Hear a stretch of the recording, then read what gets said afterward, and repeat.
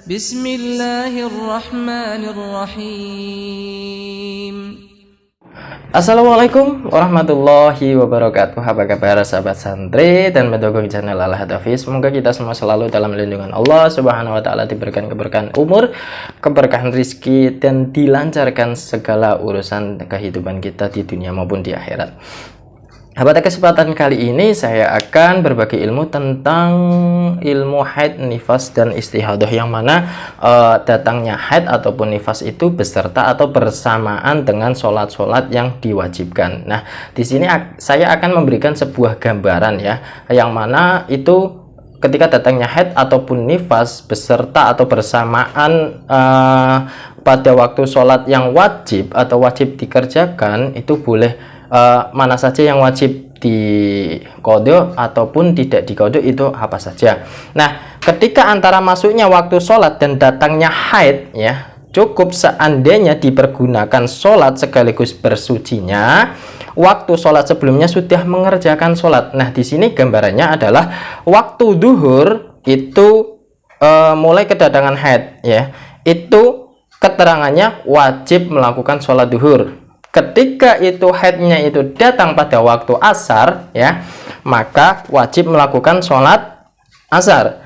Dan ketika haidnya itu datang pada waktu sholat maghrib ya, juga itu harus melaksanakan sholat maghrib ya.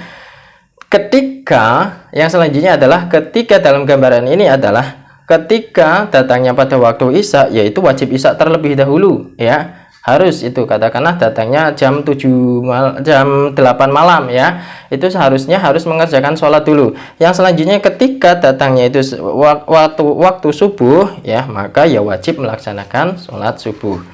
Nah, yang selanjutnya ini adalah detail gambar. Yang selanjutnya ketika antara masuknya sholat dan datangnya haid itu tidak cukup dipergunakan sholat atau sekaligus bersucinya itu tidak cukup, maka di sini waktu sholat sebelumnya sudah dikerjakan ya. Ketika duhur nih ya, duhur itu kedatangan haid ya, maka tidak wajib melakukan sholat duhur.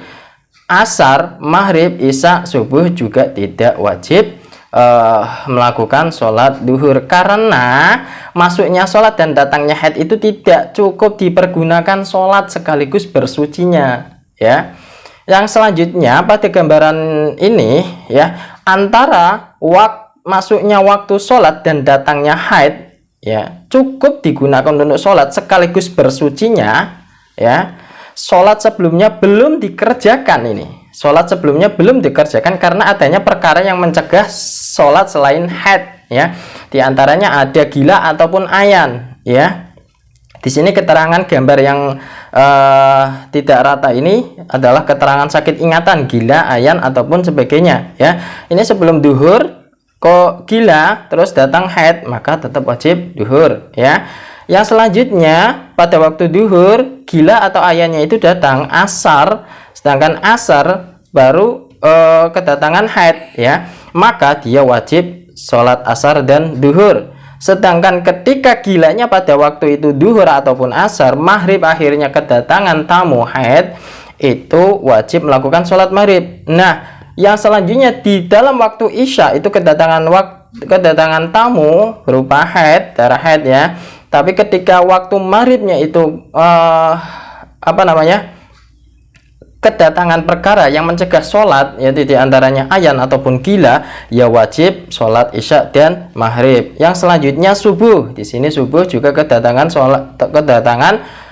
tamu yang mana sebelumnya itu sebelumnya itu ayan ya, maka yang wajib itu hanyalah sholat subuh ya. Yang selanjutnya antara masuknya waktu sholat dan datangnya haid tidak cukup digunakan untuk sholat atau beserta sucinya ya, maka waktu sholat sebelumnya belum melakukan sholat karena adanya perkara yang mencegah sholat selain haid ya. Di sini ya, di sini dalam gambar yang pertama, sebelum waktu duhur kedatangan ayan atau gila ya, kok duhur kedatangan haid, maka tidak wajib melakukan sholat duhur ya. Di situ ada gambarnya. Yang selanjutnya kedatangan tamu haidnya itu asar, dan sebelumnya asar itu waktu duhur itu ayan, itu maka tidak wajib. Jadi maghrib, isya, subuh itu tidak wajib semuanya melakukan sholat 5 waktu ketika sebelumnya itu ayan ya. Itu saja yang bisa saya sampaikan. Semoga bisa diperhatikan untuk wanita-wanita ya.